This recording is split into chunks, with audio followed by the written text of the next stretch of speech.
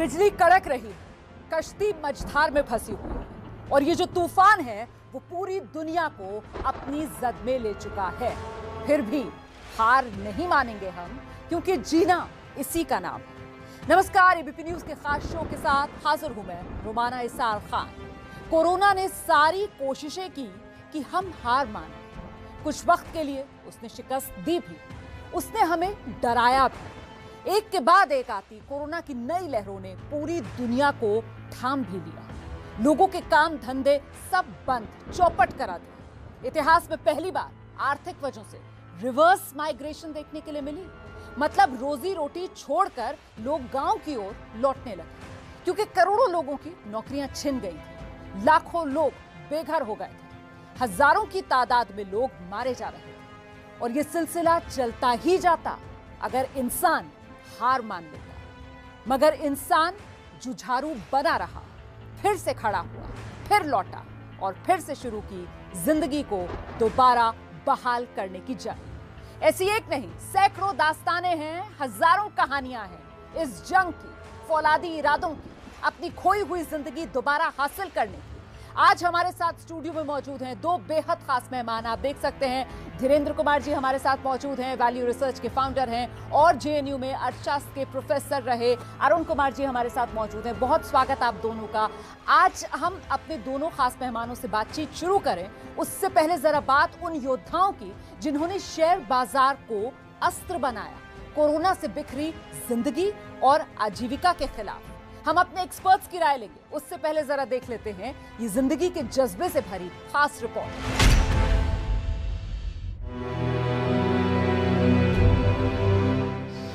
Covid के वजह से उनको बहुत तकलीफ है, बहुत सारे लोगों को कोविड हो गया और दूसरा कोई भी जॉब उनको नहीं मिल पाया। अभी खाते हैं तो रात के लिए सोचना पड़ता है कि रात कैसे रात के राशन का इंतजाम कैसे होगा।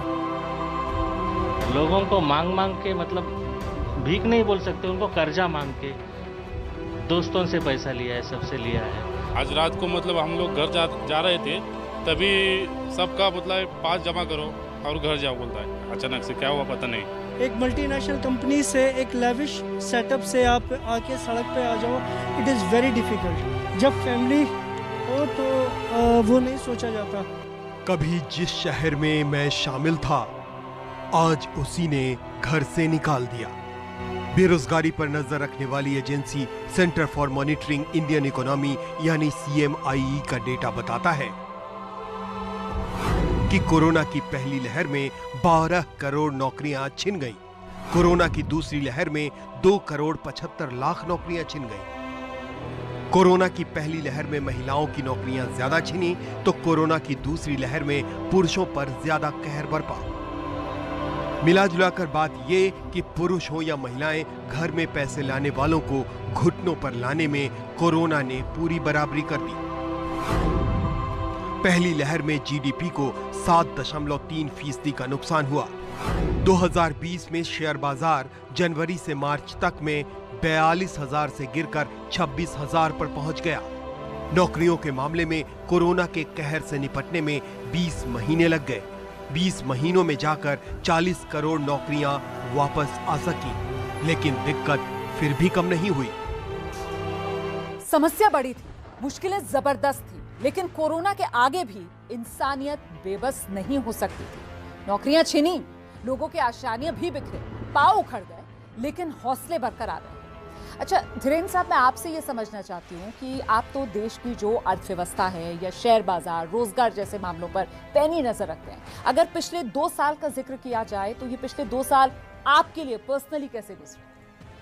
नहीं, मैं तो लकी हूँ। मैं एक फाइनेंशियल पब्लिशिंग कंपनी चलाता हूँ और ये हमारे लिए तो ये मैं बहुत छोटा सा माइनॉरिटी हूँ जो जिसको इस पूरे पैंडेमिक में हमारा कारोबार काफ़ी बढ़ा है और हमारे खर्चे नहीं बढ़े, बल्कि खर्चे कुछ हद तक कम हुए हैं। तो उस नज़रिए से देखा जाए तो लेकिन मुझे पता है कि मैं एक बहुत छोटा, एक टाइनी माइनॉरिटी। आप वो लकी ग्रुप में थे जिस पर ज़्यादा असर नहीं हुआ, लेकिन अगर ओवरऑल बात की जाए, नौकरी छिनने की बात, विस्थापन की बात, ओवरऑल इंडियन इकोनॉमी पर उसका इफेक्ट आपकी नज़र?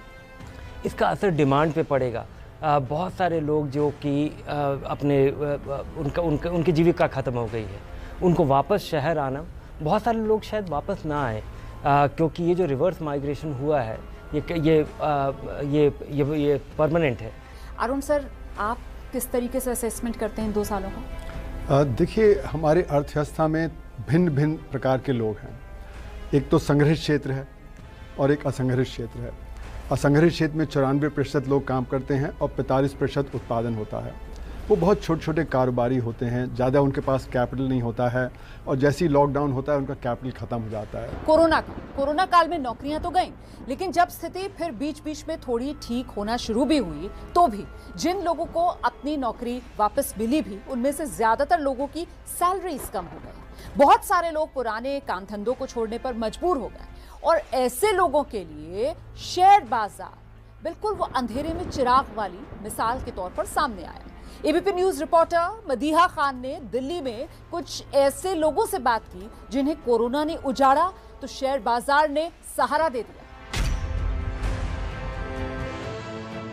ये हैं साहिल और इनके साथ हैं शानू। ये दोनों बहन भाई कोरोना से पहले अपना खुद का काम किया करते थे। शानू प्रोफेशनल मेकअप आर्टिस्ट हैं तो साहिल का अपना अलग बिजनेस है, लेकिन कोरोना काल में दोनों के ही काम पर पड़ा असर।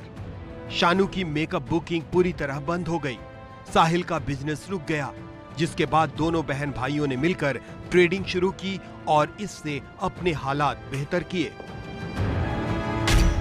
जब आप इतने टाइम से काम कर रहे होते हो और सडनली एक ऐसा सेटबैक आपको मिलता है कि अब कुछ भी नहीं है, घर पे एकदम से आपको बैठना है, कुछ नहीं करना है, so it kind of mentally trigger me at that time. So फिर तब मतलब थोड़ा जैसे मूड में जैसे चेंज आता है तो फिर फैमिली को सबसे पहले पता लगता है वो चीज़। सो मेरे ब्रदर ने आई एम स्टॉक से बैक इन 2020 उन्होंने सीखा था यहाँ IIM Stocks's, so he recommended me to join IIM to learn this skill, and trust me, it did wonders in my life. From day one, my confidence level went from this level to this level. Like, बात को जरा सा आगे बढ़ाते हुए कुछ और लोगों की दास्तान आपको दिखा देते हैं। इस बार जो हम स्टोरी आपके लिए लेकर आए हैं वो मुंबई से हमारे सहयोगी संवाददाता राजेश त्रिपाठी की स्टोरी है। ये है कविता चतुर्वेदी। ये अपने माता पिता के साथ रहती हैं। कविता अपने रियल एस्टेट एजेंट पिता के काम में हाथ बटाती थी, लेकिन लॉकडाउन में सब कुछ बंद हो जाने से आमदनी के सारे रास्ते बंद हो गए। न तो कोई घर किराए पर ले रहा था, न ही कोई नया घर खरीद रहा था, बल्कि लोग तो किराए के घरों को छोड़कर अपने गांव जा रहे थे। ऐसे में इनकी कमाई पूरी तरह रुक गई। स्टेट एजेंट का बिजनेस था और पापा को काफ़ी लॉस हो गया। कोरोना में सब कुछ बंद हो गए। जो हमारे जो फ्लैट रेंट पे दिए हुए थे, भाड़ूत्री सब छोड़ के गांव जा रहे थे। सारे यूपी बिहार के लोग जा रहे थे और यहाँ पे हमारे पास कुछ था नहीं कि हम अपना घर चला सकें। थोड़ी बहुत पैसे बचे थे पापा के पास, तो उन्होंने कहा कि अब हताश हो गए कि अब क्या करें कि सब कुछ बंद हो चुका है। कविता घर पर ही समय बिता रही थी कि इन्हें शेयर मार्केट के बारे में किसी ने बताया। कविता पहले टेलीविजन पर शेयर मार्केट से जुड़ी खबरों को और बिजनेस चैनल्स को देखना शुरू किया और इसके बाद इन्होंने डीमैट अकाउंट खुलवाया और धीरे धीरे शेयर मार्केट की जानकारी लेनी शुरू की और इन्वेस्ट करना शुरू किया। बस मैं न्यूज़ देखती थी, न्यूज़ में जैसे दिखाता था कोरोना का और मार्केट का ही ज़्यादा दिखाता था, तो उसमें देखा कि मार्केट बहुत डाउन है, तो सोचा थोड़ा पैसा हम इसमें डाल दें मार्केट में।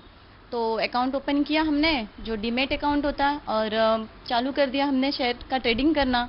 और जो हमारी आर्थिक संकट थी थोड़ी, उससे हमें सहारा मिला। अच्छा, धीरेन्द्र और अरुण जी हमारे साथ लगातार मौजूद हैं। ये रिपोर्ट हमने देखी किस तरीके से शेयर बाजार ने उस नुकसान की भरपाई कर दी जो किसी दूसरे बिजनेस से कविता को उठाना पड़ा। मैं आप दोनों से इस पर रिएक्शन लूंगी, लेकिन पहले एक एक्सपर्ट बाइट दर्शकों को सुना देते हैं। ये उत्कर्ष सिन्हा है जो बेक्सले एडवाइजर्स के एमडी। आप किसी भी गेम में हो और आप उस गेम में जो गधा है उसे ना देख पाए तो आप उठ जाइए, क्योंकि शायद उस गेम के गधे आप ही हैं। तो मैं ये नहीं कहना चाहता कि डायरेक्ट इन्वेस्टमेंट गलत है, मगर मैं ये जरूर कहना चाहता हूं कि इन्वेस्टमेंट एक पार्ट टाइम जॉब नहीं है। ये वो इंडस्ट्री है जहां लाखों लोग करोड़ों रुपए खर्च करके एक बेसिस पॉइंट तक का एडवांटेज ढूंढते हैं। तो ये संभावना कि आपको कोई टिप मिल गई हो या आपके व्हाट्सएप ग्रुप में कोई ऐसा फॉरवर्ड आया हो जिससे कि आप 2 गुना कमाई कर सकते हैं, तो ये ज्यादातर आपको इन सब चीजों से बच के रहना चाहिए, क्योंकि ये एक ऐसा खेल है जिसमें कि आप खिलाड़ियों को नहीं जानते हैं और खिलाड़ियों के इंटेंशन को नहीं जानते हैं। अच्छा, इसमें भी कोई दो राय नहीं है कि शेयर बाजार जो पिछले साल मार्च में 26,000 तक गिर गया था, वो उछलकर अब 60,000 को भी पार कर गया। और ये तो कहा ही जाता है ना कि जब भी देश की अर्थव्यवस्था $2 ट्रिलियन की इकोनॉमी से $5 ट्रिलियन की इकोनॉमी की तरफ जाती है, तो शेयर बाजार अर्थव्यवस्था से भी कई गुनी ज्यादा रफ्तार से आगे बढ़ता है। उदाहरण के तौर पर हमारे सामने अमेरिका, चीन, जापान की इकोनॉमीज हैं। जब आप उनकी बात करते हैं तो फिर भारतीय शेयर बाजार की तेजी का जो राज है, कहीं ना कहीं उसे भी समझने में आसानी होती है। चीन की अर्थव्यवस्था ने $2 ट्रिलियन से $5 ट्रिलियन तक पहुंचने में 5 साल का समय लिया। इसी समय में उसका शेयर बाजार 4 गुना बढ़ा। अमेरिका की अर्थव्यवस्था को $2 ट्रिलियन से $5 ट्रिलियन बनने में 11 साल लगे, जबकि इसी समय में इसका बाजार 15 गुना बढ़ा। जापान की अर्थव्यवस्था को 2 से 5 ट्रिलियन पहुंचने में 8 साल का वक्त लगा, जबकि इसका बाजार इस दौरान 19 गुना से ज्यादा बढ़ा। करीब 41 साल पहले 100 के आधार अंक से शुरू हुआ सेंसेक्स साल 2014 में प्रधानमंत्री नरेंद्र मोदी की सरकार बनने के मौके पर 25,000 तक पहुंचा था और इसी राज के 7 साल के भीतर 60,000 तक पहुंच गया। अच्छा, बाजार में तेजी अभी और रहने की उम्मीद जताई जा रही है। कुछ नए निवेशकों की सच्ची कहानियों पर जरा नजर डाल लीजिए। ये है मफाज रहमान। मफाज वैसे तो होटल मैनेजमेंट के छात्र हैं, लेकिन इसके साथ ही ये अपना एक होटल भी चलाते हैं। लेकिन कोरोना की वजह से इनका होटल पूरी तरह बंद हो गया, जिसके बाद मफाज ने शेयर मार्केट में एंट्री ली और कुछ पैसों से ट्रेडिंग भी शुरू की, जिससे इन्होंने काफी कुछ कमाया और लॉस को रिकवर कर लिया। So I have a hotel in Ranikhet, so मैं उसको देखता था, but then again due to COVID no one was leaving their house, तो उसकी वजह से हमारा होटल भी बंद ही था। तो कहने को तो घर में 4-5 गाड़ियाँ थी, बट कोविड के बाद उसमें तेल डलाने का पैसा ही नहीं था। So then I was like now I can't put more burden on my family, and then trading market में भी स्टॉक्स की। देन मैं IM पे आया एंड देन मैंने देखे यहाँ के ऑप्शंस, एंड देन मैंने रिव्यूज़ पढ़े, मैंने अपनी रिसर्च करी अच्छे से, फिर मैं इसमें घुसा, फिर मैं ट्रेडिंग में आया, तो आज मेरे पास तेल डलाने के पैसे हैं। कोरोना काल में इकोनॉमी से जान बचाने की इस चर्चा में अब हम जरा बात करते हैं इकोनॉमिक्स के इस साल के नोबेल प्राइज की। अमेरिका के इकोनॉमिस्ट हैं डेविड कार्ड, उन्हें भी इस बार का नोबेल प्राइज मिला है मिनिमम वेज पर किए गए उनके सोशल रिसर्च के लिए, जिसमें उन्होंने साबित किया किस तरीके से जो न्यूनतम मजदूरी है उसे बढ़ाने से बिजनेस या फिर देश को घाटा नहीं बल्कि फायदा होता है। तो अरुण सर से इस पर कमेंट लेंगे, लेकिन उससे पहले जल्दी से आपको एक ब्रीफ रिपोर्ट दिखाते हैं। अमेरिकी इकोनॉमिस्ट डेविड कार्ड और उनके सहयोगी एलन क्रूगर को 1992 में एक ऐसा मौका मिला न्यूनतम मजदूरी बढ़ाने और स्थिर रखने के इकोनॉमी और बिजनेस पर पड़ने वाले असर का प्रयोग करने का। दरअसल हुआ ये कि अमेरिका के न्यू जर्सी राज्य ने अपने यहाँ काम करने वाले मजदूरों की न्यूनतम मजदूरी की दर को बढ़ा दिया, जबकि पड़ोस के राज्य पेनिसिल्वानिया ने न्यूनतम मजदूरी को स्थिर रखा।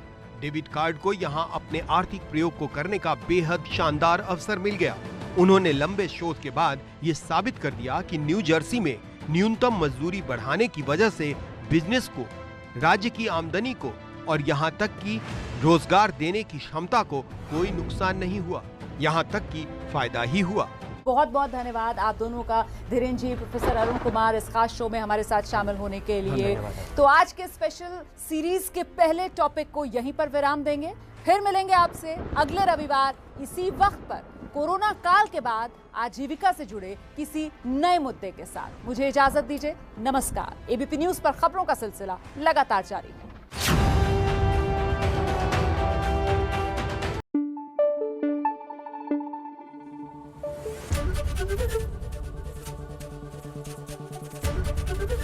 एबीपी न्यूज आपको रखे आगे।